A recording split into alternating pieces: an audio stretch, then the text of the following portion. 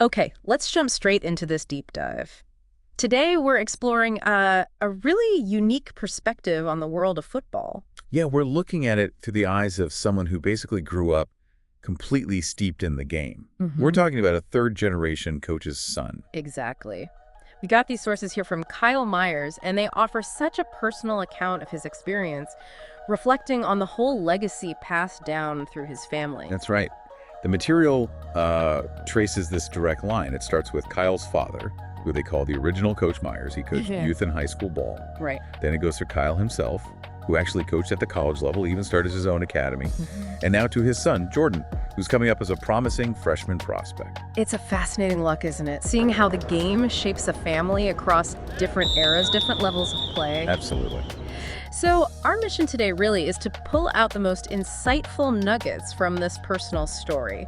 What does it really tell us? Not just about football, obviously, but maybe about the kind of skills that really matter in life. Yeah, those transferable skills. And you couldn't ask for a better starting point to understand Jordan's connection than, well, the actual day he was born. It's quite a story. So Kyle was a senior linebacker. This was the University of Minnesota Crookston back in the fall of 2009. Okay. And Jordan's due date? The exact same day as the team's third game. And it was an away game down in South Dakota. Oh, wow. So what did Kyle do? Well, he made the call to stay behind, naturally. Of course. So while his teammates are on the road, he and Jordan's mother are in the hospital room. They've got laptops open. No way. Yeah, watching the opening quarter of the game right there from the hospital bed. That is amazing. And then, just as the game was heading into the third quarter, Jordan was born. Talk about being born into it. Literally tied to his dad's playing career from like minute one. It just sets the stage perfectly, doesn't it, for understanding this whole generational connection. Definitely. And looking at those generations, the source material really points out how the whole father-son dynamic, especially on the field, has kind of evolved. Yeah, it has. So how did Kyle describe his relationship with his dad, the original Coach Myers? Well, Kyle played for him when he was a junior and senior back at Palmyra High School. Okay. And he described his father as incredibly detailed, very organized, a respected veteran coach who really preached hard work, hustle. What was his sideline demeanor like? Composed, stoic, rarely seemed shaken by anything. And the atmosphere around him on the field? Kyle actually called it sanctuary-like. Wow. Yeah, he said their dynamic was all business, all action, very focused. And he even called him Coach Myers on the field. He did, yeah. Sounds like a very structured, almost formal relationship, at least within that football setting. Okay, so contrast that with how Kyle approaches things now with his son, Jordan. It's definitely different. For one thing, Kyle lets Jordan call him whatever he feels comfortable with. Oh, really? Yeah, Jordan apparently tried out coach for a few days during training camp. Oh, how'd that go? Didn't stick. He went right back to calling him dad. Okay. And their dynamic on the field, how's that described? It's businesslike, yes, because they're serious about the game, the technique. Right. But it's also described as playful and competitive. There's just a different kind of energy, it seems, compared to that really strict Coach Myers relationship Kyle had. That mix of business and playfulness, that comes through really clearly in one specific story, doesn't it? The pass protection drill thing? Oh, absolutely. That's a great example. They were just, doing a standard pass pro drill, father coaching son, and somehow it just escalated into this full-speed head-to-head battle. And Kyle, the former college linebacker, he couldn't actually beat his freshman son in this drill. Exactly. And apparently, he had a genuinely hard time accepting it. I can imagine. It instantly sparked this ongoing rivalry between them. So what did they do with that? Did it just stay between them? No, they leaned into it. They actually started recording these sessions Oh, okay. and posting the videos online. Which apparently got, what, over 10,000 views? Something like that, yeah. Pretty wild. But, beyond the fun rivalry aspect, what did those sessions actually show about Jordan's skills? Well, Kyle noted that these really competitive one-on-ones, they showcased a specific set of Jordan's skills, techniques, abilities. Things that actually helped him. Yeah, things that directly contributed to his success later as a freshman. Kyle says those techniques are now showing up on his actual game film.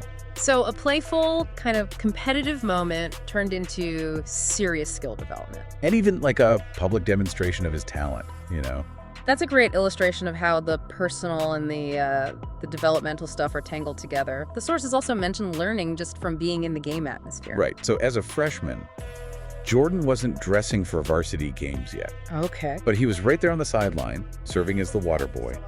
And Kyle was the sideline get-back coach during a big state semifinal game. Ah, so they were right there together, just soaking it all in. Exactly. There was this specific moment mentioned where Kyle just turns to Jordan and says, "Feel that." Just taking in the intensity on the sideline. And Jordan got it. Yeah, Jordy just smiled. He knew exactly what his dad meant. What did Jordan notice most about that environment? He apparently said, "I didn't know it gets so loud out here." Yeah, the noise level on the field is something else. And Kyle pointed out how chippy the game was getting. Lots of trash talk flying around. Right. The source even mentions Kyle dropping one of his classic dadisms, saying something like, "State semifinals games in North Dakota are lit," which apparently just mortifies Jordan. Aha! Gotta love the dadisms. But it highlights that point, doesn't it? Yeah. That learning happens even when you're not actively playing. It's about observing the intensity, the noise, the emotions, understanding the whole environment. And speaking of intensity, that kind of environment is where focus gets seriously tested. Yeah. There's that exchange about the injured player that really drives this point home. Yeah, that's a telling one. Kyle asked Jordan if he saw a player get his leg rolled up on during the game. And Jordan had seen it. Made a sour face about it, apparently. But he also noticed the player had already gone back into the game. So he recognized the toughness there. Exactly. He saw the toughness, understood the importance of the game, knew the player was a senior playing through it. That shows some good awareness. But Kyle didn't leave it there, did he? He pushed it further. He did. He immediately followed up with the real test. But can you go on too? Meaning the snap count. Right. And then he layered it. On 4th and 4, game on the line, sprained ankle, in this atmosphere, with all that noise, all that pressure, can you focus enough to execute perfectly if the snap count is on 2? What was Jordan's reaction to that hypothetical under maximum pressure? Instant, unfiltered, Yeah. and very enthusiastic. Okay. They apparently yelled back, "You goddamn motherfucking right." Jordan's described as having significant potential. The physical tools, the football IQ, the discipline, the work ethic, plus all the resources available to him. Sounds like he has a bright future. The potential is definitely there, yeah. Possibly even beyond high school. But he's also described as humble, aware of where he needs to improve. So how does Kyle coach that kind of potential, especially coaching his own son at the freshman level? Well, Kyle, having coached at the college level, he sets a really high bar. Okay. He's watching every single drill. He's super strict on technique. Described as loud, constantly critiquing, addressing mistakes, very aggressively. That does sound intense, especially for a freshman. It is, and Kyle acknowledges that. He knows he can be a lot, as this source puts it. He's self-aware about it. Seems like it, but he makes a really key point. This tough approach, it actually mirrors how many college coaches operate. Ah, so it's preparation. Exactly. Preparation for that next level, but also, he argues, preparation for dealing with demanding figures later in life. Annoying coaches, tough teachers, difficult bosses. It's about learning how to take hard feedback and actually use it to get better. That makes sense. For someone like Jordan, a third-generation coach's son, the true long-term benefit isn't just the potential he shows on the field, it's mastering these critical life skills. Skills that become tools. Tools for navigating challenges, for finding success, way beyond the game itself. This deep dive into just one family's football story, it really brings to life how a sport can pass down so much more than just X's and O's. It's values, discipline, these crucial skills pass through generations. Yeah, the personal stories from Kyle Meyer's writing, they illustrate it beautifully, don't they? They show us how handling pressure, communicating clearly, taking tough coaching, competing with resilience, all that stuff is forged in environments like the football field. And like you said, those skills, resilience, accountability, composure, they aren't just for the fourth quarter. They're essential whether you're facing, a tough deadline at work or a complex personal situation. Absolutely. Which, it kind of raises an interesting question to maybe leave people with. Yeah. Think about those really demanding environments you might encounter.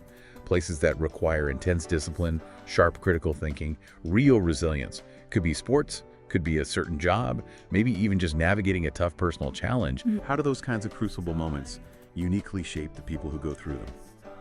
What is it about that intense pressure, that struggle, that builds character and capability in ways that maybe less intense experiences just don't?